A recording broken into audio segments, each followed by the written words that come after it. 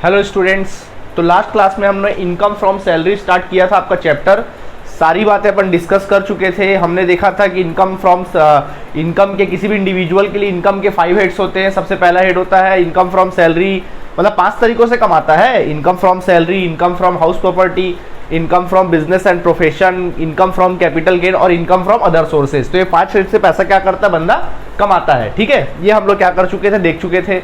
इसके अलावा मैंने बताया था सैलरी हम लोग स्टार्ट कर चुके थे। तो मैंने आपको लास्ट क्लास में बताया था, एक बार रिकैप कर लेते हैं कि सैलरी क्या होता है। सैलरी के साथ क्या होता है, एक एम्प्लॉयर होता है जो मालिक होता है, जो हमको काम देता है, और एक होता है एम्प्लॉई। ठीक है, एक होता है कौन, एम्प्लॉई। एम्प्लॉई जो है मालिक को अपनी सर्विस देता है, सही बात है, और एम्प्लॉयर जो है बदले में क्या देता है, उसको कुछ पैसे देता है उसके बदले में, तो जिसको अपन क्या बोलते हैं, सैलरी बोलते हैं। लेकिन इन दोनों के बीच में एक चीज जो होती मस्ट होती, तभी ये सैलरी कहलाएगा, अदरवाइज ये सैलरी नहीं कहलाएगा। और वो होता है क्या है, टर्म्स ऑफ एम्प्लॉयमेंट। क्या होता है, टर्म्स ऑफ एम्प्लॉयमेंट, मतलब सेवा की शर्तें। टर्म्स ऑफ एम्प्लॉयमेंट मतलब सेवा की शर्तें। भाई वो सेवा की शर्तें क्या होगी, ये बीच में होना जरूरी है।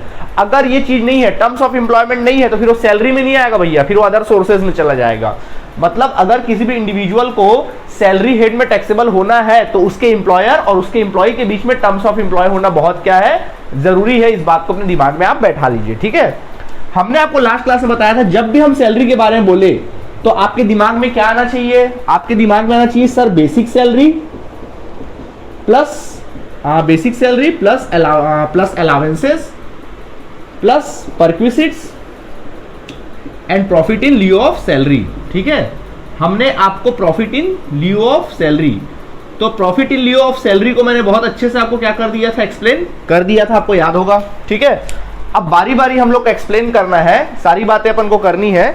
चलो फटाफट हम लोग क्या करेंगे, डिटेल देखेंगे। देखो हम लोग जो निकालने बैठे हैं, हम लोग क्या निकालने बैठे हैं, इनकम फ्रॉम सैलरी निकालने बोल रहे हैं। और कौन सा सैलरी निकालने बोल रहे हैं, जो आपको टैक्सेबल होता है। जितना आपको क्या देना, जिस सैलरी पर जितना भी आपका सैलरी का टोटल निकलेगा, जिस सैलरी पर आपको टैक्स देना है, वो निकालने बैठे अपन लोग। ठीक है, आपकी सैलरी निकालने नहीं बैठे, किसी भी इंडिविजुअल की सैलरी निकालने नहीं बैठे कि उसको असल में कितना मिलता है, अपन को उससे मतलब भी नहीं है। हमको सिर्फ इससे मतलब है कि वो कितने रुपए की सैलरी पर टैक्स देगा, बस वही निकालना है। तो कैसे निकालते हैं अपन टैक्स, चलो हम बताते हैं आपको। ठीक है, तो आज मेन चीज अपन सिखाने जा रहे हैं, इस रूल्स को देखिए। अच्छा, मैंने आपको पढ़ाया कि सैलरी के कितने हेड्स इनकम के कितने हेड्स होते हैं, 5 हेड्स होते हैं। और एक राज की बात बताऊं, आप बोलोगे सर सैलरी का आपने जो रूल्स का हमको लिस्ट भेजा है वो तकरीबन 15-16 पेज का लिस्ट है, और हो सकता है मैं थोड़ा डरा नहीं रहा हूँ, लेकिन सच्ची बात बताऊं तो उसमें मैं ना अभी आप लोगों को 1-2 पेज हम लोग का और इंक्रीज हो जाएगा उसमें, रूल्स वगैरह बीच बीच में कुछ रूल्स और देखेंगे, टेंशन की बात नहीं है। तो आप बोलोगे सर इतना सारा रूल, सिर्फ सैलरी में इतना रूल है, तो सर हाउस प्रॉपर्टी में क्या होगा, बिजनेस प्रोफेशन में क्या होगा, कैपिटल गेन में क्या होगा, अदर सोर्सेज में क्या होगा। डरो मत, बाकी सब में ज्यादा रूल नहीं, मुश्किल से 3 या 4 पेज का रूल है, इसी में भर है। सैलरी अगर तुम सीख गए समझ लो, बाकी सब सीख गए आसानी से। ठीक है, चलो तो अपन सैलरी की बात करते हैं। ठीक है, तो आप जब भी कंप्यूट करोगे टैक्सेबल सैलरी किसी भी इंडिविजुअल का, अगर हम लोग टैक्सेबल सैलरी निकालते हैं कि उस बंदे को कितने सैलरी पर टैक्स देना है, मान लो कोई इंडिविजुअल है और इस बंदे को इनकम के रूप में क्या मिलता है, सैलरी मिलता है, तो इसको कितने रुपए के सैलरी पर कितना घर ले जाता है, क्या करता है, उससे मतलब नहीं है। हमको मतलब है कितने रुपए के सैलरी पर इसको टैक्स क्या करना पड़ेगा, देना पड़ेगा, ये अपन को निकालना है। ठीक है, तो देखिए कैसे निकालोगे, लिखोगे कंप्यूटेशन ऑफ, ऊपर हेडिंग अपन लिखते हैं computation of income from taxable income from salary, taxable income from salary, ये हम लोग हेडिंग डालते हैं। ठीक है, इसके बाद क्या करते हैं, सबसे पहले देखो टैक्सेबल, जो टैक्सेबल होता है वो देखते हैं, उन चीजों को अपन ऐड करेंगे जिस पर टैक्स देना उसको, उन चीजों को अपन ऐड करेंगे नहीं जिस पर टैक्स देना ही नहीं है। ठीक है, तो देखिए सबसे पहला बेसिक सैलरी। देखो बेसिक सैलरी एक ऐसा सैलरी होता है जिसपे एक इंडिविजुअल को उसको टैक्स लगता ही लगता है, तो बेसिक सैलरी टैक्सेबल होता है, उसको आप क्या कर लोगे, जोड़ लोगे। इसके अलावा ऐड करोगे आप कोई भी एडवांस सैलरी है, कोई भी कौन सी सैलरी, एडवांस सैलरी, अगर उसने अगले साल की सैलरी इस साल, मतलब सॉरी असेसमेंट ईयर, वही फॉर द असेसमेंट ईयर लिखना मत भूलना, for the assessment year 2020 and 21, ये लिखना मत भूलना। तो देखो मैंने असेसमेंट ईयर 2021 लिखा है, तो बताओ हम लोग इसके कौन से सैलरी को अपन कंप्यूट कर रहे होंगे, प्रीवियस ईयर वाला 1920 का अपन सैलरी क्या कर रहे हैं, यहाँ पे कंप्यूट कर रहे हैं। ठीक है, अब देखो तो बेसिक सैलरी टैक्सेबल होता है। इसके अलावा अगर उसने कोई अगले साल का एडवांस सैलरी उठाया है तो भी क्या हो जाएगा, टैक्सेबल हो जाएगा। या फिर अगर कोई एरियर सैलरी है, एरियर सैलरी मतलब कोई पुरानी सैलरी थी जो उसको रिकवर नहीं हुई थी, कोई पुरानी सैलरी थी जो रिकवर नहीं हुई थी, वो भी यहाँ पे क्या हो जाता है, टैक्सेबल हो जाएगा। सर पुरानी सैलरी कौन सी हो सकती है जो रिकवर नहीं हुई थी?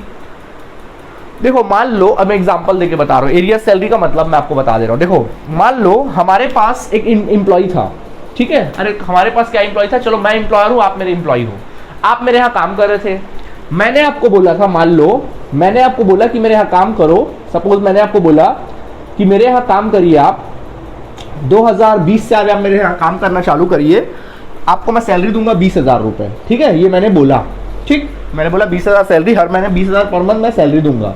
2000 ना 25 आते आते ना मैं तुम्हारी सैलरी जो है ना बढ़ाकर 25,000 कर दूंगा, ठीक है, ये मैंने बोला आपको, ओके, ये मैंने क्या किया, आपको बोला कि भाई ऐसा कर दूंगा, 25,000 कर दूंगा, ठीक है। अब आप 20,000 पे हम मेरे यहाँ काम कर रहे थे, काम कर रहे थे, काम कर रहे थे, काम कर रहे थे, काम कर रहे थे, ठीक है। 2025 जब आया, जब 2025 आया तो मैंने बोला यार मैं आपको 25, जो मैं आपको 20,000 सैलरी देने वाला था, वो 25,000 सैलरी देने वाला था, मैं 25,000 सैलरी नहीं दूंगा, मैं आपको सिर्फ 22,000 ही सैलरी दूंगा। कितना बढ़ाऊंगा आपका सैलरी? 22। मैं 25 बढ़ाने वाला था, बट मैं कितना बढ़ा रहा हूँ? 22। आप बोलोगे सर एग्जाम्पल थोड़ा जाना पहचाना लग रहा है यार, वो एग्जाम्पल मैं अलग दिया था, मैं कॉम्पेंसेशन वाली बात बताया था, यहाँ पे मैं कुछ और बात बता रहा हूँ ना, ध्यान रखना, वो एग्जाम्पल अलग था, ये एग्जाम्पल अलग है। तुम मेरे यहाँ काम करते 20,000 रुपये पर मंथ में, मैंने बोला था कि 2025 में तुम्हारी सैलरी बढ़ाकर 25,000 कर दूंगा, ठीक। जहाँ 2025 आया, मुझे बढ़ाना कितना था आपका सैलरी? 25,000 बढ़ाना था, परंतु मैंने बढ़ाया कितना? सिर्फ 22,000 बढ़ाया। अब आपने मेरे ऊपर क्या कर दिया? केस कर दिया कि सर आपने टर्म्स ऑफ एम्प्लॉयमेंट में आपने रूल हमारे साथ टर्म्स किया था, हमारे साथ एग्रीमेंट किया था कि आप हमको सैलरी दोगे कितना? 2025 से 25,000 दोगे, बट आप दे रहे हो कितना? 22,000, ठीक। मैंने बोला अब जो करना कर लो भैया, मैं तो 22,000 दूंगा, मैं नहीं जानता। कॉम्पेंसेशन भी नहीं दे रहा हूँ, वहाँ मैं कॉम्पेंसेशन दे रहा था, यहाँ कॉम्पेंसेशन नहीं दे रहा हूँ, मैं बोल रहा हूँ 22 में काम करना करो, नहीं तो लिख लो यहाँ से, ये बोला। तो आप बोले क्यों लिख लोगे? आपने बोला हम क्यों लिख लेंगे, हमारा हक बनता है, हम काम भी करेंगे, और हम आपने मेरे ऊपर केस भी कर दिया। देखो बड़े मजे की बात है, नहीं मेरे यहाँ काम भी कर रहे हो, मेरे ऊपर उल्टा केस भी कर रहे हो, मतलब केस भी चल रहा है, आप मेरा काम भी कर रहे हो, ठीक है। आपने किसके लिए केस किया कि सर मेरी सैलरी 25,000 होना चाहिए, बट परंतु मैंने आपकी सैलरी कितनी रखी है? 22,000 रखी, ठीक है। अब आपने मेरे ऊपर केस कर दिया। अब केस का फैसला कोई एक आध दिन में तो नहीं आ जाएगा, चलो 5 साल लगा केस का फैसला आने में। केस का फैसला आया और 5 साल लगा और आप केस जीत गए। 5 साल में आप क्या हुआ? केस आप जीत गए मेरे से, ठीक है। तो अब मुझे क्या करना है? आपको सैलरी देना है। मतलब 2025 से आपने मेरे ऊपर केस किया था और 5 साल लगे इसको, केस को सेटलमेंट होने में, ठीक है, केस को सेटल होने में, उसकी सुनवाई आने में, फाइनल डिसीजन आने में 5 साल लग गए, ठीक। तो 5 साल तक आपने मेरे यहाँ कितने रुपए में काम किया? 22,000 में काम किया। अब चूंकि आप केस जीत गए हो, तो 2030 से, कब से? 2030 से आपकी सैलरी कितनी हो गई? 25,000 हो गई, ठीक। जज ने बोला भैया इनको सैलरी कितना दो? 25,000 दो, ठीक है भाई, 25,000 हम देना भी चालू कर दिए। लेकिन भैया बात कब की हुई थी? सर 2025 से देने की बात हुई थी, यानी 2025 से मैं सैलरी आपको कितना दे रहा था? 22,000, जबकि कोर्ट के अनुसार मुझे देना कितना चाहिए था? 25,000। मैंने कितना नहीं दिया? 3,000 नहीं दिया। तो मैंने आपको 3,000 हर महीने का नहीं दिया, तो 3,000 एक महीने का, तो 12 महीने का कितना हुआ? 36,000। 36,000 12 महीने का, 1 साल का 12 महीने का, अब 36,000, तो 5 साल का कितना हो गया भैया? 5 साल का कितना हो जाएगा? तकरीबन 1,65,000 समथिंग, 1,80,000 कितना हो जाएगा? 5 महीने का 1,80,000 ये रुपए। 5 साल का कितना हो जाएगा? 1,80,000। ये पैसा अभी भी आपका एरियर्स था। 5 साल तक केस चला था, मैं आपको 22,000 सैलरी दे रहा था, जबकि देना कितना था? 25,000। कोर्ट का फैसला आया, कोर्ट ने बोला मुझे कि भाई आप इनको 25,000 दो, तो ठीक है 2030 से मैं 25,000 तो दूंगा ही दूंगा। लेकिन क्या मैंने 2025 से 2030 तक आपकी सैलरी जो मुझे 3,000 देनी थी, 3,000 कम दे रहा था ना आपको? 3,000 क्या दे रहा था मैं? कम दे रहा था। क्या मैंने आपको 3,000 दिया था? नहीं। तो वो 3,000 5 साल का मैं इकट्ठे क्या करूंगा? आपको 2030 में क्या करूंगा? पे करूंगा। तो ये होता है एरियर सैलरी, मतलब कोई वो सैलरी जो रिकवर नहीं हो पाई थी, सडनली रिकवर हो रही है। तो बच्चों वो भी क्या होता है यहाँ पे? टैक्सेबल होता है, अगर ऐसा सिचुएशन आता है तो। यानी डूबी हुई सैलरी अगर कोई है तो भी क्या हो जाती है? यहाँ पे टैक्सेबल हो जाती है, ठीक है, ओके। यानी कोई डूबी हुई सैलरी है जो कभी नहीं मिली थी, तो भी क्या हो जाती है? टैक्सेबल हो जाती है, ठीक है।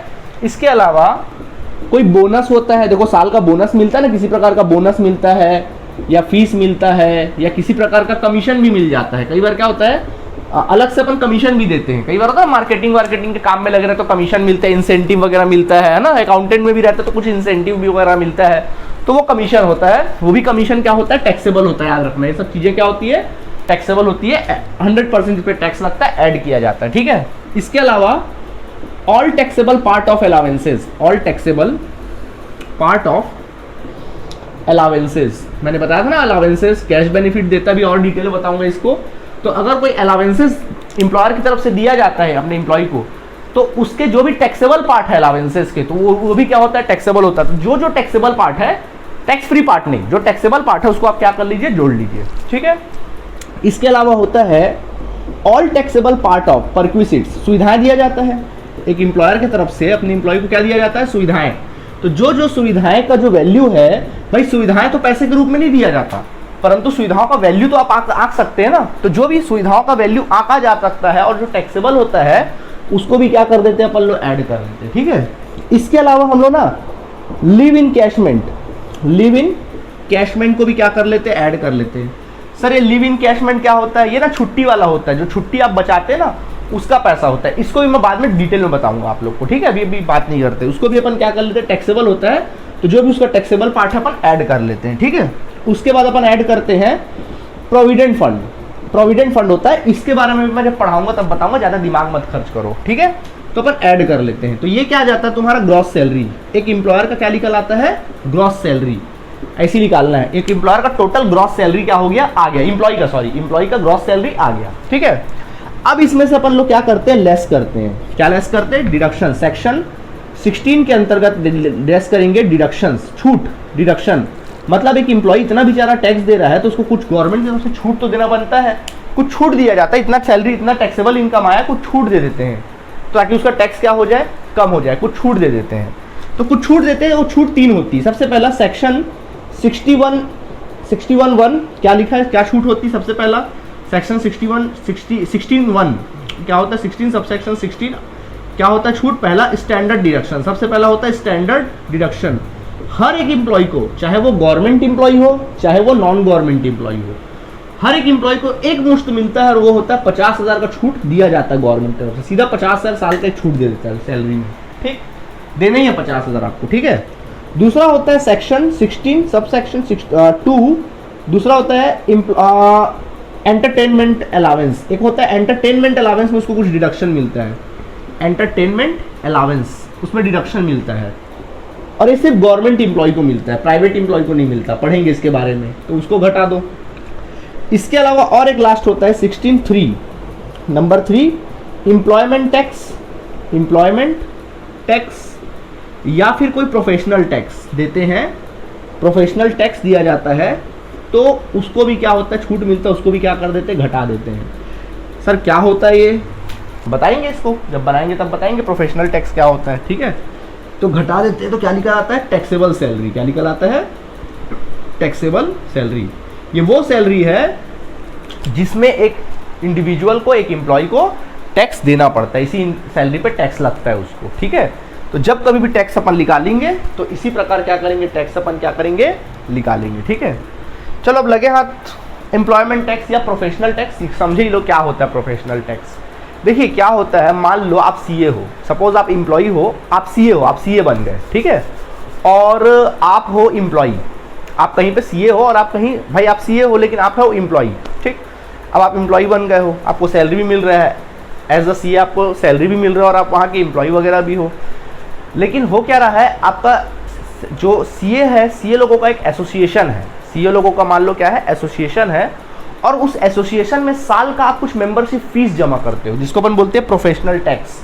कुछ प्रोफेशनल टैक्स अपना प्रोफेशनल, अपना जो भी तुमको मान्यता दिया जाता है, अपना आपका एसोसिएशन है, वहाँ पे आप कोई प्रोफेशनल टैक्स वगैरह जमा करते हो, ठीक है। जो Indian institute of chartered accountant जो इंस्टीट्यूट है, वहाँ पे अगर आप कुछ पैसे जमा कर रहे हो, कुछ जमा करते हो आप अपने या आप कुछ भी हो, मतलब चाहे आप सीए हो या आप लॉयर हो या आप इंजीनियर हो, कुछ भी हो, अगर आप लोग का कुछ एसोसिएशन है आपके सभी इंजीनियर्स का या सीए लोगों का, वहाँ पे अगर आप किसी प्रकार का कुछ फीस जमा करते हो तो उस फीस को अपन बोलते हैं प्रोफेशनल टैक्स। मेंबरशिप फीस जमा करते हो, जो प्रोफेशनली आप प्रोफेशनल लोग जमा करते हो, उसको अपन बोलते हैं प्रोफेशनल टैक्स। तो उस प्रोफेशनल टैक्स, अगर आप इस टाइप का कोई प्रोफेशनल टैक्स मतलब आप फीस जमा करते हो, तो वो प्रोफेशनल टैक्स जितना जमा किए होगे उतना आपको क्या मिल जाता है, छूट वहाँ पर क्या हो जाता है, मिल जाता है। उसको बोलते हैं डिडक्शन।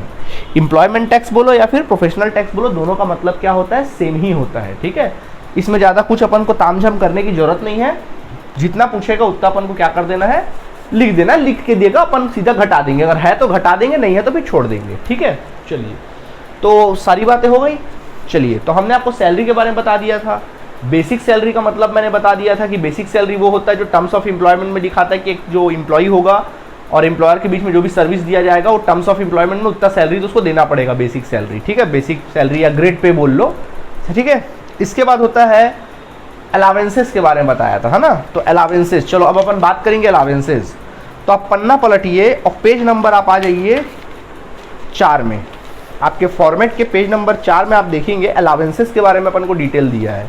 तो पेज नंबर 4 में अलावेंसेस क्या होता है, देखो मैंने बताया था कि अलावेंसेस क्या होता है। जब एक एम्प्लॉयर, जब कभी कोई एम्प्लॉयर होता है और वो अपने एम्प्लॉय को किसी प्रकार का फैसिलिटी नहीं दे पा रहा है, कुछ फैसिलिटी नहीं दे पा रहा है, तो उसको कुछ कैश बेनिफिट दे देता है, अपने तरफ से कैश दे देता है, उसको अपन बोलते हैं अलावेंसेस। ठीक है, मान लीजिए मैं बताया था आप लोगों को कि भाई एक एम्प्लॉय जो होता है वो एक एम्प्लॉयर को अपना पूरा लाइफ दे देता है। एक एम्प्लॉय जो है अपने एम्प्लॉयर को पूरा लाइफ दे देता है, और एक एम्प्लॉय के जीवन में उतार चढ़ाव तो लगातार होते ही रहते हैं। कभी जीवन कभी ऊंचा जाता है, कभी नीचा जाता है, ये सब सिचुएशन तो क्या होते रहता है, आते जाते रहता है।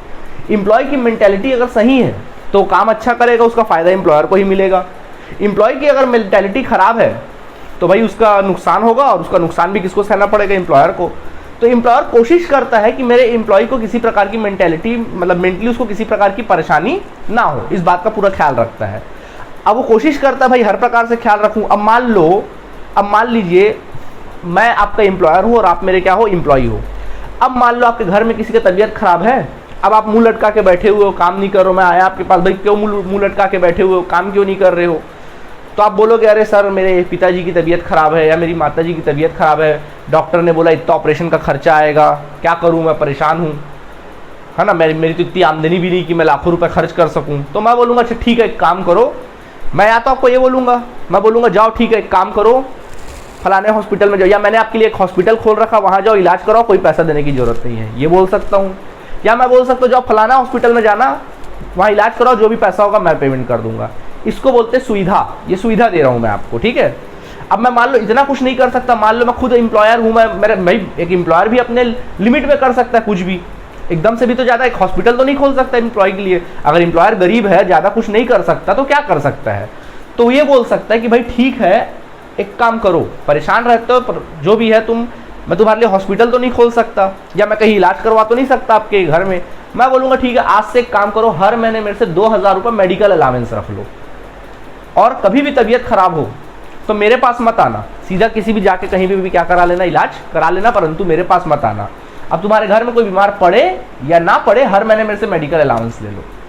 ठीक है, या फिर वैसे ही क्या होता है, अगर आप किराए से रहते हो, क्या रहते हो, किराए से रहते हो, अब कहीं पे किराए में रह रहे हो, अब किराया दे रहे हो तो आपको ज़्यादा खर्चा हो जा रहा है, तो मैं बोलूँगा अच्छा ठीक है किराया ले रहे हो ना, तुम परेशान रहते हो, एक काम करो हर महीने मेरे से 3-3 हज़ार रुपये पर मंथ रखो। तुम्हारा किराया नहीं पूछूंगा मैं नहीं पूछूंगा कितना किराया देते हो, मैं पूछूंगा भैया तुम एक काम करो मेरे से हर महीने 3000 रुपये पर मंथ तुम मेरे से रेंट अलावेंस ले लो। अब मुंह मत खोलना कि भाई मेरे को इतना खर्चा हो जाता, अब तुम उसमें बना लो या बचा लो, तुम्हारा मैटर है। मैं तुमको घर तो नहीं दे सक रहा हूँ, तो मैं तुमको क्या दे दिया, थोड़ा सा कैश दे दिया, मैं हर महीने तुमको रेंट के नाम पे कैश दे दे रहा हूँ, घर तो नहीं दे पा रहा हूँ, तो मैं तुम रेंट पे रह रहे हो, मैं तुमको घर नहीं दे पा रहा हूँ, घर की सुविधा नहीं दे पा रहा हूँ, तो मैं सीधा क्या कर दूंगा, तुमको रेंट रेंट अलावेंस दे दूंगा, बोलूंगा लो हर महीने मेरे से 3000 रखो, मैं पूछूंगा भी नहीं आपसे कितना रेंट देते हो, मैं सीधा बोलूंगा लो यार 3000 रखो, अब इसमें तुम बना लो या बचा लो, तुम्हारी मर्जी है। कुछ भी परेशानी होगी, घर नहीं रहेगा, छत नहीं रहेगा, मेरे पास मत आना, कहीं भी किराए का लेके रह लेना, लेकिन मेरे पास मत आना, क्योंकि मैंने कैश बेनिफिट देके तुमको अपना बरी हो गया, मैंने अपना फर्ज पूरा कर दिया, जितनी मेरी कैपेबिलिटी उतना मैंने फर्ज पूरा कर दिया। अगर मेरी कैपेबिलिटी होती तो मैं आपको सुविधा दे देता, रहने के लिए सीधा मकान दे देता, मेरी अगर सुविधा रहे, मेरी अगर कैपेबिलिटी होती तो। मैं एम्प्लॉयर हूँ, मेरी कैपेबिलिटी नहीं भैया, मैंने आपको हर महीने कैश देके मैं खत्म कर दे रहा हूँ, अब तुम जानो तुम्हारा काम जाने। ये होता है अलावेंसेस। ठीक है, तो क्या होता है अलावेंसेस, थोड़ा पढ़ लेते हैं। Payment in cash made by the employer to his employee, payment in cash made by the employer to his employee, मतलब कैश में पेमेंट कर रहा है मंथली, और ये मंथली दिया जाता है, हर महीने दिया जाता है, चाहे वो प्रॉब्लम में हो या ना हो, हर महीने दिया ही जाएगा। Other than salary is called on allowances, मतलब सैलरी के अलावा, सैलरी तो कैश में दिया ही जाता है, सैलरी को छोड़कर अदर कोई भी कैश अगर उसको दिया जाता है अपने एम्प्लॉय को, तो उसको अपन क्या बोलते हैं, और हर महीने दिया जाता है, साल में एक बार नहीं, हर महीने दिया जाता है, उसको अपन बोलते हैं अलावेंसेज। आई बात समझ में? ठीक है, तो देखो लिखा हुआ भी है उसमें, पूरा पिक्चर भी बना हुआ, आप समझ सकते हैं अलावेंसेज। तो देखो हम तो टैक्स निकालने बैठे हैं, हमको थोड़ी ना मतलब कौन सा क्या अलावेंस है, हम ठहरे टैक्स के स्टूडेंट, तो हम तो टैक्स निकालने बैठे हैं, तो हमको ये जानना है कि कौन कौन से अलावेंस टैक्सेबल है, कौन कौन से अलावेंस पे टैक्स लगता है, जो टैक्स कौन कौन से अलावेंस पे टैक्स देना है, जिस पे टैक्स देना है उसको अपन जोड़ लेंगे, जिस पे टैक्स नहीं देना उसको छोड़ देंगे। ठीक, तो देखो यहाँ पे अलावेंसेज जो होते हैं 3 प्रकार के होते हैं। सबसे नंबर 1 होता है पहला फुल्ली टैक्सेबल अलावेंस, सबसे पहला क्या होता है, फुल्ली टैक्सेबल अलावेंस। दूसरा होता है पार्शली टैक्सेबल अलावेंस, ठीक है, दूसरा होता है यहाँ पे क्या, पार्शली टैक्सेबल अलावेंस, और तीसरा होता है 100% टैक्स फ्री अलावेंसेज।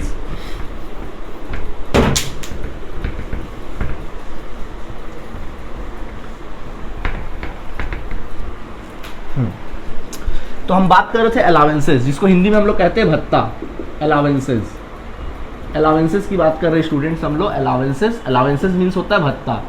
तो हम बात कर रहे हैं पहला अलावेंसेज की बात कर रहे हैं, और सबसे पहला होता है fully taxable allowance. Fully taxable allowance मतलब ये वो अलावेंस है, अगर आपको ये सब अलावेंस दिखाई दे तो सीधा टैक्सेबल में डाल देना, बिना सोचे समझे सीधा टैक्सेबल में जोड़ देना, क्योंकि ये टैक्स लगेगा ही लगेगा। ठीक है, दूसरा होता है partially taxable allowance. Partially taxable allowance मतलब अंशतः कर योग्य भत्ते, यानी कि पार्शली टैक्सेबल अलावेंस मतलब ये वो अलावेंस है जिसमें कुछ टैक्स फ्री होता है, कुछ पार्ट टैक्स फ्री होता है, कुछ पार्ट टैक्सेबल होता है। मतलब मान लो उसको साल का 10,000 मिला तो 10,000 में 6,000 टैक्स फ्री हो जाएगा, बाकी 4,000 पे टैक्स लग जाएगा, ये होता है पार्शली टैक्सेबल अलावेंस।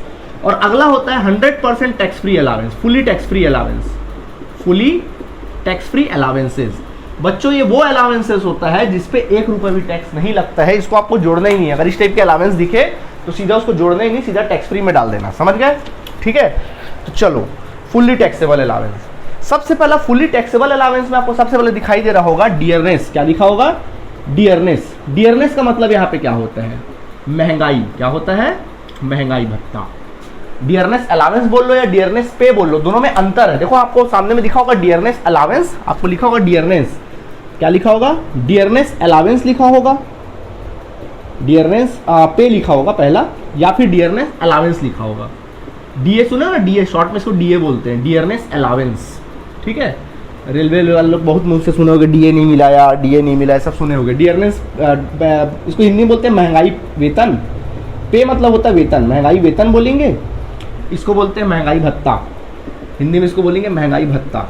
ठीक है, अब सुनो क्या होता है, पहले तो ये जाने हम लोग महंगाई भत्ता बोले या महंगाई वेतन बोले, इसके बारे में जाने। देखो क्या होता है, देखो अगर मान लो महंगाई तो बढ़ती है तो कंफर्म है, चीज़ों का रेट बढ़ता है, महंगाई बढ़ती है। ठीक है, अब होता क्या है, जैसे मान लो अगर महंगाई बढ़ेगी तो मैं क्या करूँगा, अपना फीस बढ़ा दूंगा, दुकान क्या करेगा, चीज़ों का रेट को बढ़ा देगा। ठीक, सर्विस देने वाला अपनी सर्विस चार्जेस क्या कर देगा, बढ़ा देगा, है ना। गवर्नमेंट भी क्या करेगा, अपना टैक्स रेट भी क्या कर देता है, वो बढ़ा देता है। ठीक, लेकिन बेचारा एम्प्लॉय क्या करे, एम्प्लॉय का सैलरी जो होता है वो नहीं बढ़ता है। अगर महंगाई बढ़ती तो महंगाई के साथ साथ सैलरी नहीं बढ़ती है, सैलरी तो एक ग्रेड पे स्केल पे बढ़ता है, इतना बढ़ेगा भाई, वो चाहे महंगाई बढ़े या ना बढ़े, सैलरी तो उतनी की उतनी रहती है उसकी। तो इस बेचारे के साथ क्या हो, एम्प्लॉय तो बेचारा मर जाता है, सब अपना अपना रेट बढ़ा देते हैं, लेकिन एम्प्लॉय तो अपना रेट नहीं बढ़ा सकता ना। वो अगर 20,000 पर मंथ में काम कर रहा तो उसको तो बेचारे को साल भर 20,000 पर मंथ में ही काम करना पड़ेगा, तो ये तो बेचारा परेशान रहेगा। तो बेचारा महंगाई से लड़े कैसे, कैसे लड़े? तब उसका एम्प्लॉयर उसको महंगाई से लड़ने के लिए क्या देता है, सीधा महंगाई भत्ता, मतलब बेसिक सैलरी तो दे रहा है, साथ में उसको अलग से बोलता है अच्छा ठीक है हर महीने मेरे से 5,000, अगर तेरे को बेसिक सैलरी में 20,000 रुपये देता हूँ, ठीक है महंगाई से लड़ने के लिए तू हर महीने मेरे से 10,000 रुपये महंगाई भत्ता ले ले, डियरनेस अलावेंस ले ले। क्या ले ले? सीधा डियरनेस अलावेंस ले ले, ये बोलता है। आई बात समझ में? इसको बोलते हैं डियरनेस अलावेंस या फिर डियरनेस पे। अब इसमें अंतर क्या है सर? डियरनेस पे अलग बताया, डियरनेस अलावेंस अलग बताया। देखो डियरनेस पे का मतलब क्या होता है, पे मीन्स होता है वेतन यानी कि सैलरी, और सैलरी का मतलब क्या होता है, जो टर्म्स ऑफ एम्प्लॉयमेंट में आता है। मतलब डियरनेस पे बोला है तो समझ जाओ ये टर्म्स ऑफ किस में आता है, एम्प्लॉयमेंट में आता है। मतलब जब उसकी नौकरी लगी होगी ना, तो एम्प्लॉयर और एम्प्लॉय के बीच में जो टर्म्स ऑफ एम्प्लॉयमेंट हुआ होगा ना, टर्म्स ऑफ एम्प्लॉयमेंट, तो बाकायदा उसमें लिखा होगा कि भैया देखो मैं तुमको बेसिक सैलरी भी दूंगा, साथ में डियरनेस पे भी दूंगा। मतलब कभी अपने बात से बदल नहीं सकता, मतलब बेसिक सैलरी कभी जीवन बंद नहीं कर सकता, चाहे उसका एम्प्लॉयर मतलब प्रॉब्लम में फंसे रहे या प्रॉब्लम में ना फंसे रहे, उसको बेसिक सैलरी देना ही पड़ेगा और डियरनेस पे भी देना पड़ेगा, क्योंकि उसमें कमी नहीं कर सकता ना, कोई कमी उसमें नहीं कर सकता, उसको देना ही पड़ेगा, क्योंकि वो टर्म्स ऑफ एम्प्लॉयमेंट में कोई एहसान नहीं कर रहा, उसको देना ही पड़ेगा क्योंकि वो टर्म्स ऑफ एम्प्लॉयमेंट में था। बेसिक सैलरी तो होता ही है टर्म्स ऑफ एम्प्लॉयमेंट में, डियरनेस पे लिखा गया मतलब वो भी टर्म्स ऑफ एम्प्लॉयमेंट में, मतलब उसमें बकायदा उनके बीच में डील है कि भाई टर्म्स ऑफ एम्प्लॉयमेंट में है, देना ही पड़ेगा, ठीक है, देगा ही देगा। लेकिन वहां पे अलावेंसेस दे देता है, तो मैंने बताया था अलावेंसेस क्या है। अलावेंसेस एम्प्लॉयर के लिए बेसिक सैलरी के अलावा जो उसको कैश बेनिफिट देता है, अपने मन से जो कैश बेनिफिट देता है उसको अपन बोलते हैं अलावेंसेस, मतलब आज दे रहा कल बंद भी कर सकते हैं, उसको कुछ नहीं बोल सकते। अलावेंसेस का मतलब है कि एम्प्लॉयर की दरिया दिली भैया वो दे दे रहा है हम लोग को, कल को बंद भी कर देगा तो अपन कुछ नहीं बोल सकते, क्योंकि वो टर्म्स ऑफ एम्प्लॉयमेंट में नहीं होता है। तो डियरनेस अलावेंस अगर बोल रहा है तो अलावेंस जो है कभी टर्म्स ऑफ एम्प्लॉयमेंट में फिलहाल नहीं होता है ना, डियरनेस अलावेंस। तो अगर क्वेश्चन में दिया तब अपन को क्या करना पड़ेगा, जब भी आप क्वेश्चन बनाओगे तो अगर डियरनेस अलावेंस लिखा है तो देखना कि उसके साथ में अगर ब्रैकेट में लिखा रहेगा under the terms of employment, short में लिख रहा हूं, under the terms of employment लिखा रहेगा या पार्ट ऑफ सैलरी लिखा रहेगा, क्या लिखा रहेगा, पार्ट ऑफ सैलरी, तो इसको under the terms of employment मानते हैं, अदरवाइज नहीं मानते हैं। समझ में आया, अदरवाइज क्या करेंगे, नहीं मानेंगे। सारी डिटेल मैंने आपके फॉर्मेट में लिख दी है, ठीक है, ओके। तो अदरवाइज इसको क्या करेंगे, नहीं मानेंगे। ये तो होता ही होता है, पे लिखा है, पे मतलब सैलरी, नंबर समझ में आया, पे मतलब सैलरी, मतलब वो तो होगा ही होगा, लेकिन ये देखना पड़ेगा, अगर लिखा रहेगा इफ गिवन, अगर लिखा रहेगा तो मानोगे, अदरवाइज आप क्या करोगे, नहीं मानोगे, ठीक है, मतलब नहीं मानोगे। लेकिन सर टैक्सेबल दोनों है ना, यहाँ हम मानने की बात कर रहे हैं कि भाई ये टर्म्स ऑफ एम्प्लॉयमेंट के अंदर आता है, टर्म्स ऑफ एम्प्लॉयमेंट के अंदर नहीं आता है। टैक्सेबल दोनों सूरतों में है, टैक्स तो दोनों में लगता है, अगर डियरनेस पे मिला तो उस पर भी टैक्स लगेगा, डियरनेस अलावेंस लिखा तो वो भी टैक्सेबल है, टैक्सेबल सैलरी दोनों है, लेकिन अंतर है दोनों में। डियरनेस पे बोलेगा मतलब under the terms of employment है, मतलब बाकायदा जब टर्म्स हुआ होगा तब उस पर आया होगा ये, ठीक है, होगा ही होगा, देना ही पड़ेगा, बिल्कुल रूल में है वो, देना ही पड़ेगा उसको। उनके बीच में टर्म्स था कि भाई सैलरी भी मिलेगा, साथ में अलावेंस भी मिलेगा, सॉरी डियरनेस पे भी मिलेगा, लेकिन सिर्फ डियरनेस अलावेंस मिलेगा। अगर डियरनेस अलावेंस लिखा तो समझ जाना कि under the terms of employment नहीं है, एवं ही दे रहा है, कल को बंद भी कर सकता, भरोसा नहीं है, एवं ही दे रहा है। लेकिन अगर वहां लिख देता है डियरनेस अलावेंस के बाजू में आपके क्वेश्चन में लिख देता है कि under the terms of employment या फिर पार्ट ऑफ सैलरी लिख देता है, तो फिर भैया इसको भी इसी की तरह आप मानेंगे, ठीक है। टैक्सेबल दोनों होगा, टैक्सेबल दोनों है, वो अपने सूरतों में है। सारा काहे आप बोलोगे सर काहे इतना पंचायत करा, जब दोनों टैक्सेबल ही है तो ये सब काहे बता रहे हो आप हमको, भैया काम आएगा इसलिए याद रखना है, काम आएगा इसलिए मैं बता रहा हूँ, काम आएगा ये, ठीक है, ओके। चलिए आगे बढ़ जाए। तो ये होता है बच्चों डियरनेस पे और डियरनेस अलावेंस का हमने डिफरेंस समझ लिया, ठीक, ओके। आगे बढ़ते हैं। तो टैक्सेबल हम लोग बात कर रहे थे, अब हम बात करते हैं फुल्ली टैक्सेबल अलावेंस की बात करते हैं कि वो कौन कौन से अलावेंस है जो फुल्ली टैक्सेबल है, ठीक है। सबसे पहला डियरनेस पे बता दिया, टैक्सेबल है, डियरनेस अलावेंस बता दिया, ये भी टैक्सेबल है, अगर आएगा हर महीने टैक्स मतलब टैक्सेशन में डाल दो। अगला सिटी कॉम्पेंसेटरी अलावेंस, अगला क्या है, सिटी कॉम्पेंसेटरी अलावेंस, हिंदी में इसको बोलते हैं नगर क्षतिपूरक भत्ता, नगर क्षतिपूरक भत्ता बोला जाता है इसको बोला जाता है नगर क्षतिपूरक भत्ता। क्या होता है सर ये नगर क्षतिपूरक भत्ता यानी सिटी कॉम्पेंसेशन अलावेंस? देखो यार, छोटे शहरों में रहना और बड़े शहरों में रहने की अपेक्षा छोटा शहर ज़्यादा सस्ता होता है, या मैं ये बोलूँ कि छोटा शहर की अपेक्षा बड़ा शहर ज़्यादा महंगा होता है। मतलब मैं बोलूँ अगर हम लोग यहाँ पे रह रहे हैं, जैसे मान लीजिए हम बिलासपुर में रह रहे हैं, तो बिलासपुर में अगर 20 से 25 हज़ार कमाते हैं तो ठीक है, ओके, अपना जीवन चल जाएगा ठीक ठाक। लेकिन यही अगर हम लोग कहाँ बात करते हैं, अगर हम लोग मुंबई में रहने की बात करते हैं तो 20-25 हज़ार अगर वहाँ कमाते हैं तो यहाँ के 4-5 हज़ार के बराबर होगा वहाँ का 20-25 हज़ार, है ना। क्योंकि यार बड़े शहरों में रहना महंगाई को नौता देना, क्योंकि वहाँ पे रहना थोड़ा सा ज़्यादा क्या होता है, कष्टदायक होता है, वहाँ पे महंगाई का सामना ज़्यादा करना पड़ता है। बड़े शहरों में हर प्रकार की महंगाई का सामना ज़्यादा करना पड़ता है, परेशानियों का ज़्यादा सामना करना पड़ता है।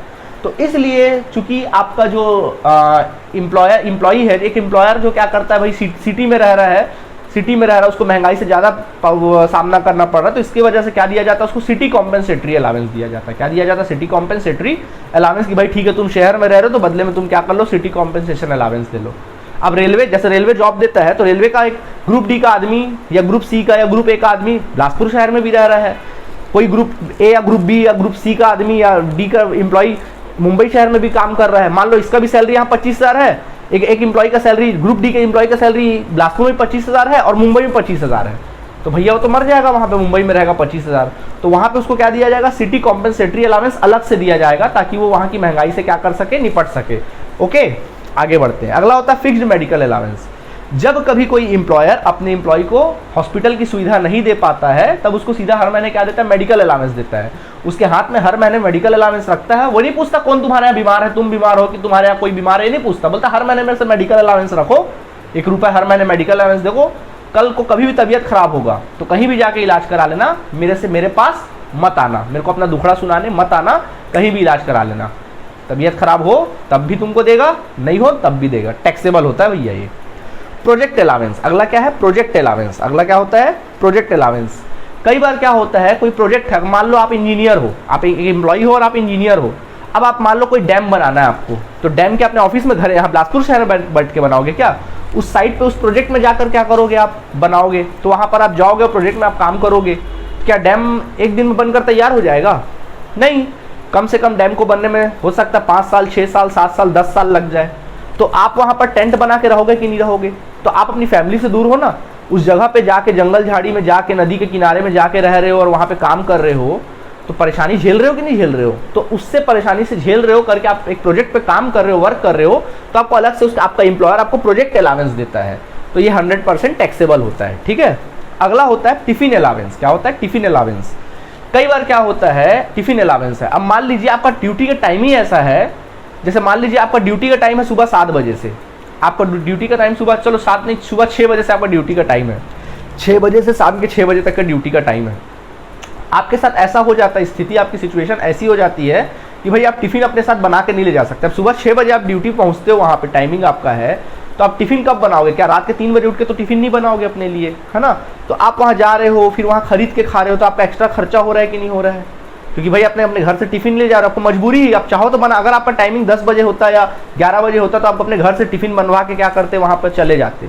लेकिन हो क्या रहा है यहाँ पे, आपका टाइमिंग ही, आपके जॉब का टाइम ही बड़ा उटपुटांग टाइप का है, टिफिन आप घर में बना नहीं सकते, तो आप क्या कर रहे हो, वहाँ से जाके खा रहे हो खरीद के, तो आपका फालतू का खर्चा हो रहा है कि नहीं हो रहा है, भाई क्यों खा रहे हो आप वहाँ जाके, खाना आप खा रहे हो, आप खाना खा रहे हो, लेकिन भाई क्यों खा रहे हो, वहाँ जॉब कर रहे हो करके खा रहे हो ना, अगर आप नहीं कर रहे हो तो जॉब तो अपने घर में बड़े आराम से खाते हैं, आपको खरीद के खाने की जरूरत नहीं पड़ती, तो भाई आप खरीद के खा रहे हो, आपको पैसा खर्चा हो रहा है, तो आपका एम्प्लॉयर आपको एक कॉम्पेंसेशन के तौर पे आपको क्या देता है, टिफिन अलाउंस देता है, भैया लो तुम टिफिन लेके आना नहीं पड़ता, तुम खरीद के खाते, तुमको एक्स्ट्रा खर्चा करना पड़ता है, ये लो भैया मेरे से टिफिन अलाउंस रख लो, 100% टैक्सेबल होता है। ओके, अगला होता है सर्वेंट अलाउंस। नेक्स्ट होता है सर्वेंट अलाउंस। क्या होता है सर्वेंट अलाउंस, देखो क्या होता है सर्वेंट अलाउंस, कई ना बड़े बड़े पोस्ट होते हैं, ऑफिसर ग्रेड के पोस्ट होते हैं। अब मान लो जैसे कि पता है कि भाई गवर्नमेंट, जैसे कोई भी ऑफिसर ग्रेड के पोस्ट, अगर मान लो आप कोई ऑफिसर ग्रेड में ग्रुप ए के आप एक ऑफिसर एम्प्लॉय हो, आप ऑफिसर एम्प्लॉय हो, तो आपके एम्प्लॉयर का एक रिस्पॉन्सिबिलिटी बनता है कि आपको एक सर्वेंट प्रोवाइड करो। अगर आप कलेक्टर ही हो तो आपको एक सर्वेंट देना बनता है कि भैया इनको एक सर्वेंट देना चाहिए, भाई उसका कामकाज करने के लिए सर्वेंट देना चाहिए। ठीक है, अगर आप कलेक्टर हो तो आप कलेक्टर भी एक एम्प्लॉय होता है, तो आपको सर्वेंट देना चाहिए, बट आपका एम्प्लॉयर आपको सर्वेंट नहीं दे पा रहा है, आपको सर्वेंट नहीं दे रहा है, तो आप क्या कर रहे हो, आप अपने अंदर में एक सर्वेंट रखे हो, खुद रखे हो, उसको सैलरी दे रहे हो, आप काम कर रहे हो, क्यों भाई आज आप कलेक्टर हो करके आपको सर्वेंट रखना पड़ रहा है, कलेक्टर नहीं होता तो काहे के लिए रखना पड़ता आपको सर्वेंट, तो आप सर्वेंट रख रहे हो और उसको अपने सैलरी पैसा दे रहे हो, तो भाई आपका सैलरी से तो खर्चा हो रहा है, फालतू का खर्चा हो रहा है ना आपका, तो जबकि आपको सर्वेंट देना चाहिए था आपके एम्प्लॉयर की तरफ से, बट आपका एम्प्लॉयर आपको सर्वेंट नहीं दे पा रहा है, तो बदले में क्या करेगा, आपने खुद सर्वेंट रखा है, आप उसको सैलरी दे रहे हो, तो आपका एम्प्लॉयर आपको सर्वेंट अलाउंस देगा, आपसे नहीं पूछेगा कितना सैलरी देते हो, सीधा बोलेगा ले भैया हर महीने तुम 4,000 रुपये मेरे से सर्वेंट अलाउंस रखो, कोई भी सर्वेंट अपने तरफ से रख लेना, हमने आपको प्रोवाइड नहीं कर पा रहे सर्वेंट की फैसिलिटी, आप खुद कहीं से सर्वेंट अपॉइंट करना, रख लेना अपने हिसाब से और उसको सैलरी देना, हमसे सर्वेंट अलाउंस ले लो, नौकर भत्ता। ठीक है, नौकर भत्ता दिया जाता है। अगला होता है नॉन प्रैक्टिसिंग अलाउंस। क्या होता है नॉन प्रैक्टिसिंग अलाउंस,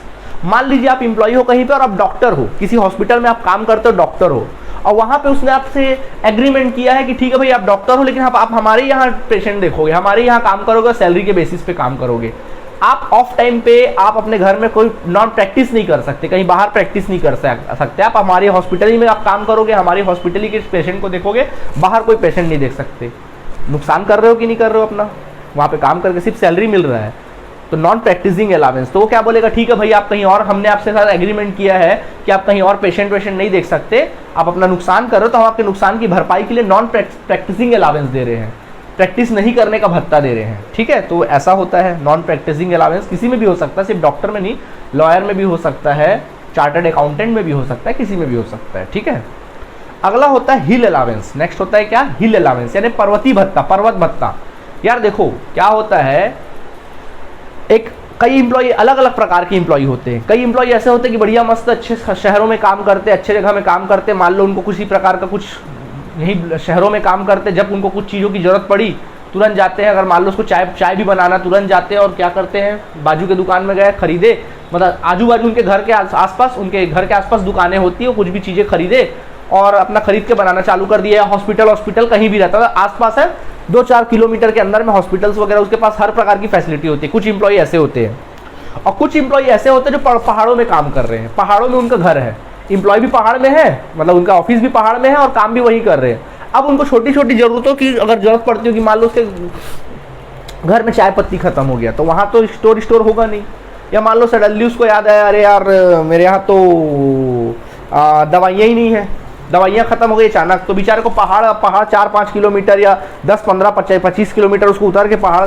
से उतर के फिर क्या करना पड़ रहा, सामान लेने आना पड़ रहा नीचे, फिर वो ऊपर जा रहा है। तो मतलब पहाड़ों में रहना बड़ा कष्टदायक होता है, बहुत प्रॉब्लम होता है एम्प्लॉय को।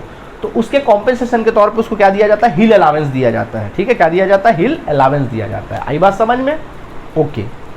अगला होता है वार्डन अलाउंस। क्या होता है, वार्डन अलाउंस। सुनो क्या होता है वार्डन अलाउंस। वार्डन अलाउंस का मतलब होता है कि देखिए क्या होता है, जब आप लोग स्कूल जाते थे, याद होगा आप लोग को, आपका स्कूल होता था, कई लोग का स्कूल तो गई हो गया आप लोग सभी, तो आप लोग का स्कूल होता है। तो स्कूल में आप लोग देखते होंगे कि स्कूल में एक हॉस्टल भी बने होता था। कई बच्चे जिनका घर वहीं, जैसे बिलासपुर शहर में ही अगर उनका घर है तो वो सीधा कहाँ आ जाते थे, अपने घर आ जाते थे। और कुछ बच्चे जो बिलासपुर शहर से नहीं होते थे वो हॉस्टल में चले जाते थे, ठीक, हॉस्टल में रहना चालू कर देते थे, वो हॉस्टल में जाते थे। बाकी सब अपने घर चले जाते थे, बट उनका घर क्या होता था, हॉस्टल। वैसे ही कुछ टीचर्स, जो टीचर्स भी होते थे, वो क्या करते थे, जैसे स्कूल का छुट्टी हुआ, सारे के सारे टीचर्स कहाँ चले जाते थे, अपने अपने घर चले जाते थे, अपना ड्यूटी ऑफ होने के बाद। लेकिन उसमें से कोई ऐसा टीचर होता था जो अपने घर नहीं जाता था, बल्कि उन्हीं बच्चों के साथ हॉस्टल में रहता था, वार्डन के रूप में रहता था। आई बात समझ में, वार्डन के रूप में रहता था। देखो वो एक्स्ट्रा ड्यूटी कर रहा है ना, मतलब वो पढ़ाने का भी काम कर रहा है, साथ में क्या कर रहा है, वार्डन का भी काम कर रहा है। मतलब वहाँ पर बच्चों की देखरेख भी कर रहा है, उनके साथ रह रहा है, अपने घर नहीं जा रहा, उनके साथ रह रहा है हॉस्टल में। तो उसको सैलरी के अलावा जो काम कर रहा है, टर्म्स ऑफ एम्प्लॉयमेंट वो काम कर रहा है, और टर्म्स ऑफ एम्प्लॉयमेंट से एक्स्ट्रा काम कर रहा है वो, तो उसको बदले में क्या दिया जाएगा, वार्डन अलाउंस दिया जाएगा। क्या दिया जाएगा, वार्डन अलाउंस, ठीक है। टैक्सेबल होता है 100%, ठीक है, फुल्ली टैक्सेबल है। अगला होता है बच्चों प्रॉक्टर अलाउंस। प्रॉक्टर मतलब देखो जो स्कूल का हॉस्टल है उसके लिए वार्डन अलाउंस, और जो कॉलेज के बच्चों को देखा जाता है उसको बोलते हैं प्रॉक्टर अलाउंस, ओके। कॉलेज के बच्चों के लिए proctor allowance, P for professor, P for proctor. Deputation allowance, अगला क्या होता है, डेप्यूटेशन अलाउंस। कुछ पोस्ट ऐसे होते हैं जिसमें डेप्यूटेशन बहुत होता है। डेप्यूटेशन मतलब होता है ट्रांसफर बहुत होता है। जैसे बड़े बड़े पोस्ट होते हैं, कलेक्टर का पोस्ट हो गया, एसपी का पोस्ट हो गया, बड़े बड़े ऑफिसर्स का पोस्ट हो गया। इनका पोस्ट क्या होता है, हर 4-5 महीने, 5-6 महीने में इनका ट्रांसफर हो जाता है। कई देखना ग्रुप सी या ग्रुप डी के एम्प्लॉय क्या होता है, पूरा जीवन उसी ऑफिस में निकाल देते हैं, जहाँ रिक्रूटमेंट होता है वहीं पूरा जीवन वो लोग निकाल देते हैं, उनका ट्रांसफर नहीं होता। लेकिन कुछ जो बड़े बड़े पोस्ट होते हैं उसमें देखना उनको ट्रांसफर होना ही पड़ता है, मतलब वो भी शहर टू शहर ट्रांसफर होता है, सिटी टू सिटी ट्रांसफर होता है। आज 6 महीने पहले किसी और शहर में थे, 6 महीना कहीं और शहर। कई फिल्मों में देखे होगे 15 साल की सर्विस मेरा 35 बार ट्रांसफर हो चुका है, ऐसा बोलते कि नहीं बोलते। तो ट्रांसफर बहुत होता है। तो देखो इनको कितना परेशानी होता होगा। हम जब कभी देखना दिवाली या दशहरा में जब हम घर की साफ सफाई करते हैं तो हम लोग क्या करते हैं, अपने घर का पूरा एक रूम से दूसरे रूम सामान शिफ्ट करने में हम लोग का हालत 80-50 ढीला हो जाता है। कितना परेशानी होती है हम लोग को। सोचो बेचारे हर 6 महीने में घर चेंज कर रहे हैं, कितना परेशानी होता होगा इन लोग को, कितना खर्चा होता होगा इन लोगों का। यहाँ से वहाँ जा रहे, भाड़ा दे रहे हैं, ट्रक वक्त में माल लोड करा रहे, फिर जा रहे हैं, इधर जा रहे उधर जा रहे, प्रॉब्लम होता होगा ना। डेप्यूटेशन अलाउंस, तो बदले में इतना प्रॉब्लम फेस कर रहा है, इसलिए इसको क्या दे दिया जाता है उसके एम्प्लॉयर की तरफ से, डेप्यूटेशन अलाउंस दे दिया जाता है। इसको अपन बोलते हैं डेप्यूटेशन अलाउंस। 100% क्या होता है, ये टैक्सेबल होता है। अगला होता है ओवर टाइम अलाउंस। ये तो समझ गए होगे, ओवर टाइम समय से ज़्यादा काम कर रहा है, ड्यूटी 8 घंटे की 12 घंटा काम कर रहा है, 4 घंटा एक्स्ट्रा काम कर रहा है, ले ले भैया ओवर टाइम अलाउंस, ज़्यादा काम कर रहा है तो।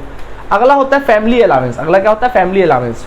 कुछ पोस्ट ऐसे होते हैं, देखो इंप्लॉय भी तरह तरह के होते हैं। कुछ इंप्लॉय ऐसे होते हैं जो बाकायदा अपनी फैमिली के साथ रहते हैं। किसके साथ रहते हैं, बाकायदा अपनी फैमिली के साथ रहते हैं। ड्यूटी जाते हैं, शाम के अपने घर आ जाते हैं, फैमिली के साथ रहते हैं। लेकिन कुछ इंप्लॉई जैसे हमारे सोल्जर्स जो हैं, कुछ इंप्लॉई ऐसे होते हैं जो अपने फैमिली से दूर रहते हैं। अब पहाड़ों पे या बॉर्डर पे वो अपना देश की रक्षा कर रहे हैं, वहाँ पे अपनी ड्यूटी कर रहे हैं, सैलरी पा रहे हैं, ठीक है, लेकिन भाई अपनी फैमिली से दूर है। अब उनके भी घर में फैमिली को कोई प्रॉब्लम होता होगा, तुम लोग को कोई प्रॉब्लम होता, कैसे छुट्टी मार देते हो, सर मेरे घर में ये तबीयत खराब था, कोई मेहमान आए थे इसलिए हम नहीं आए। वो बेचारे क्या करते होंगे, वो तो वहाँ पे ड्यूटी कर ही रहे हैं, वो तो छोड़ के नहीं आते ना, बॉर्डर को छोड़ के नहीं आते, तो वो अपनी फैमिली से दूर है, इसलिए उनको क्या दिया जाता है, फैमिली अलाउंस दिया जाता है, टैक्सेबल होता है। देखो गवर्नमेंट इस पर भी टैक्स लगा देता है, ठीक है। आगे मैरिज अलाउंस, क्या होता है, मैरिज अलाउंस। देखो भाई कुछ पोस्ट क्या भाई, मैरिज अलाउंस ऐसा होता है शादी वाला, विवाह भत्ता। देखो शादी अगर नहीं कर रहे हो तो आपके खर्चे कम होंगे, लेकिन अगर आप शादी कर लेते हो तो खर्चे क्या हो जाएंगे, बढ़ जाएंगे, 1 से 2 हो गए, 2 से 3 हो गए, 4 हो गए, तो भाई खर्चे आपके क्या होंगे, बढ़ेंगे। तो बदले में आपको क्या दिया जाता है, मैरिज अलाउंस दिया जाता है, बहुत कम दिया जाता है, बहुत रेयर, ऐसा कुछ तो ज़्यादा होता नहीं है, लेकिन मैरिज अलाउंस, ठीक है। तो शादी कर ली तो भैया मैरिज अलाउंस मिल रहा है, आपका परिवार बढ़ गया, चलो आपका खर्चा बढ़ गया, लो मैरिज अलाउंस रखो, देते हैं कुछ इंप्लॉयर दरिया दिल होते हैं। तो डिनर अलाउंस, क्या, रात्रि भोजन अलाउंस, रात्रि भोज। कई बार क्या होता है आप रात्रि भोज नहीं कर पा रहे हो, रात में नाइट ड्यूटी कर रहे हो, खाना आपको खरीद के खाना पड़ रहा था, आपको डिनर अलाउंस दे रहा वहाँ पे, भाई खरीद के खा रहे हो खाना, आप डिनर अलाउंस रख लो, रात्रि भोज allowance. Health allowance, okay, health allowance क्या होता है, कई पोस्ट ऐसे होते हैं जिसमें हेल्थ का बड़ा ध्यान रखना पड़ता है। अब मान लो आप बाउंसर हो, अब मान लीजिए आप कहीं कोई बाउंसर हो, आप इंप्लॉई हो और बाउंसर के रूप में आप इंप्लॉई हो, तो भाई बाउंसर का क्या कहानी है। अब हमको सैलरी दे रहे 20,000 रुपये, मान लो आप मेरे बाउंसर हो, मैं आपको सैलरी दे रहा हूँ, चलो 25,000 रुपये हर महीने में सैलरी दे रहा हूँ, ठीक। तो भैया 25,000 सैलरी दे रहा हूँ, तो आपके घर में बीवी है, बच्चे हैं, सब खर्चा वर्चा हो जाता है, 25,000 क्या बचेगा। तो भैया तुम क्या हो जाओगे, 1-2 महीने के अंदर सूख के कांटा हो जाओगे, तो क्या मेरे लिए काम आओगे।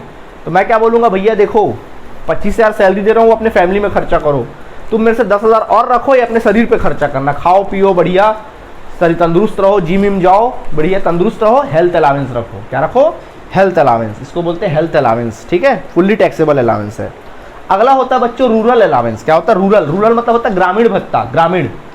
यार देखो शहरों में रहना भी बड़ा कष्टदायक होता है, गांव में रहना भी बड़ा क्या होता है, कष्टदायक होता है। गांव में हर चीज़ की फैसिलिटी नहीं रहती है, एकदम बिहार इलाके में हमको पोस्टिंग वोस्टिंग दे दिया बिल्कुल, तो वहाँ रहना बड़ा मुश्किल होगा ना, हॉस्पिटल नहीं है, स्कूल नहीं है, कॉलेज नहीं है, बच्चों को पढ़ाना है तो कहाँ भेजे यार, एक जगह से गांव से फिर वो शहर जा रहा 25-30 किलोमीटर मतलब ट्रैवल करके जा रहा है। जैसे कई बच्चे हमारे यहाँ पढ़ने आते थे, कई बच्चे लोग के छोटे गांव से आते हैं पढ़ने के लिए बिलासपुर शहर में, और पीजी पे रहते हैं, कितना परेशानी होता है उन लोगों को।